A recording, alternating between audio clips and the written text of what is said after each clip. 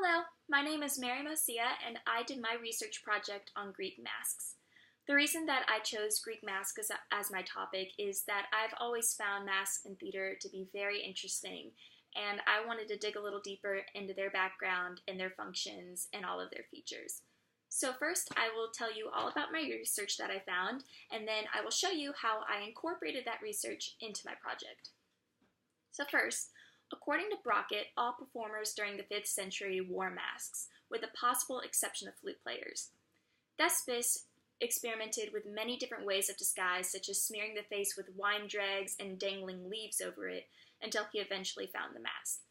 Now, unfortunately, masks did not survive from this time period because they were made out of perishable linen, cork, or light wood. However, through documentation such as paintings and carvings on artifacts, we have a good idea of what masks from the 5th century looked like, and how masks for tragedy and comedy differed. So, according to the British Museum, tragedy masks were very idealistic, and their expressions were very calm, serious, or sometimes pained. And comedic masks were very exaggerated, and they had exaggerated features, and it created more of a ridiculous mask. And the British Museum had a picture of a terracotta model of a mask, of a comedic mask, and it had a wide grin, furrowed brow, and a bald head, and those were a lot of common features for comedic masks. Now, regarding members of the chorus who also wore masks, according to Brockett, members of the tragedy chorus were always identical in appearance. However, members of a comedic chorus were extremely varied, and each mask had its own originality. They often represented birds, animals, or insects through appropriate masks. Greek theater states that the only openings for the masks are the eye holes and the mouth hole, and the mask covered the entire head. And because the masks covered the entire head, wigs were also built into the masks. The cool thing about the masks is that they allowed each actor to play any role that they want, regardless of their own age, gender, or social status. And they allow the actors to be several different characters within one play. And this really helped out because there was only 3 actors who played in each play during the 5th century. And when I was reading Greek theater, it made a really interesting observation about the masks depicted in artifacts.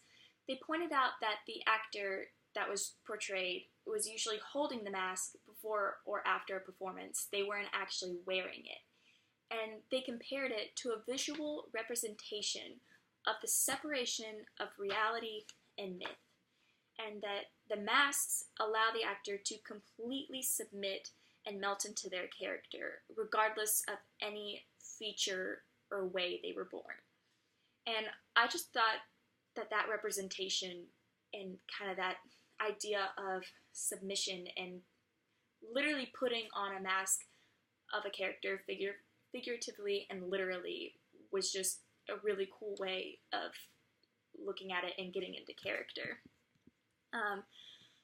And according to Britannica Encyclopedia, another function of the masks were that they acted as a megaphone for the actors in large theaters.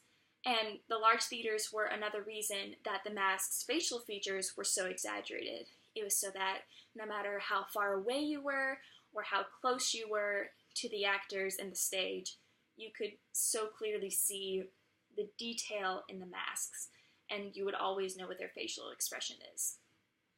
Now, with all of the research that I gathered, I decided to do a design and do renderings of a tragic mask for an actor and a comedic mask for a chorus member.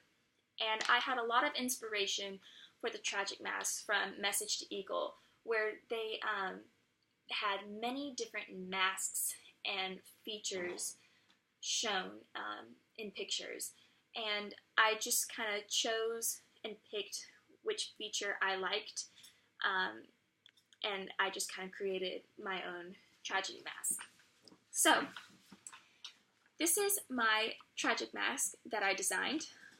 You can see I gave him a sort of pained expression. I wanted to portray the actor having gone through a lot, so I gave him a lot of lines on his face, bags under his eyes, crinkles on his forehead, frown lines, and you can't really tell in the drawing, but like where the eyebrow is, it would be raised, and same where every line is. So like the frown lines above the cheek would be raised and kind of sunken in on the inside, and the bags under the eyes, they would be a bit more puffy and kind of shadowed underneath, and same thing with the lines up top, just so that you could really see all of the depth and dimension from far away and really get into that expression. Here I have a small mouth opening instead of a wide one, which I saw a lot. It was either like the mouth either took up like most of the mask, or it was kind of more subdued, and I like the more subdued one, so that's what I went with. Regarding the eyes, it was another interesting thing. Either the entire eyes were cut out from the research that I found, or just kind of where the pupil was.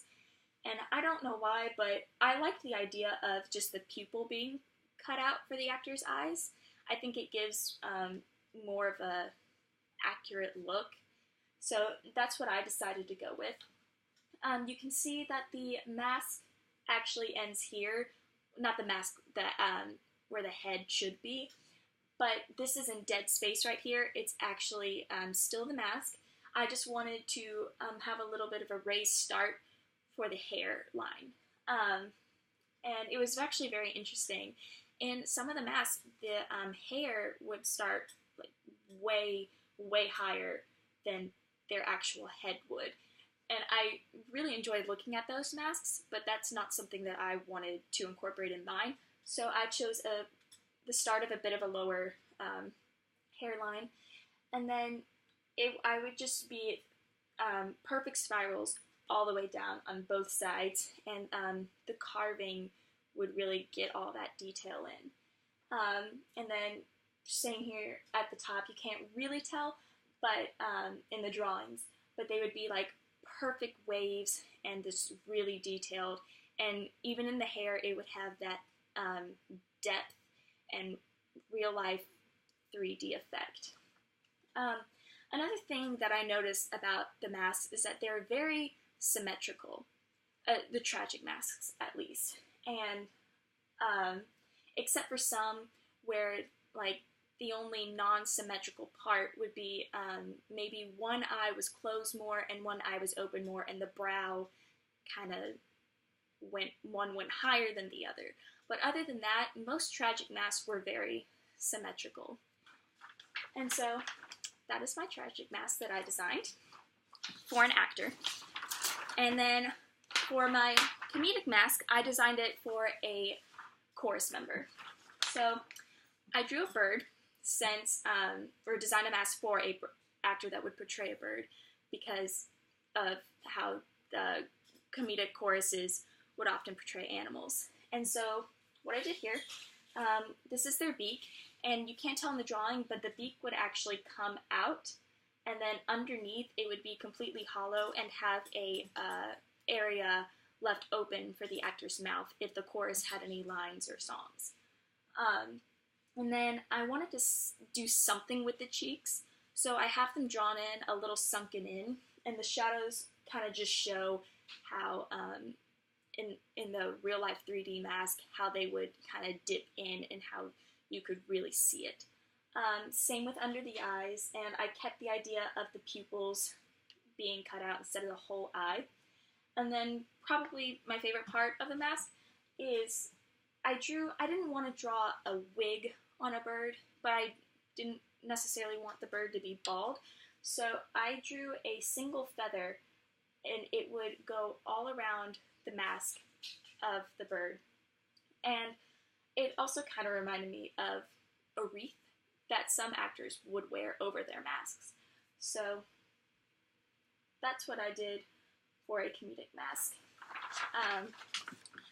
I very much enjoyed researching masks because looking at all of the different replicas and carvings on artifacts and paintings, they're all so different, and they have general guidelines for each play, what they're supposed to be like, but when it comes down to it, every feature that you want, you can design yourself. And they're all so different, and no mask is exactly the same. And I think that was my favorite part of looking at all the masks. So, that is my research project. Hope you enjoyed it.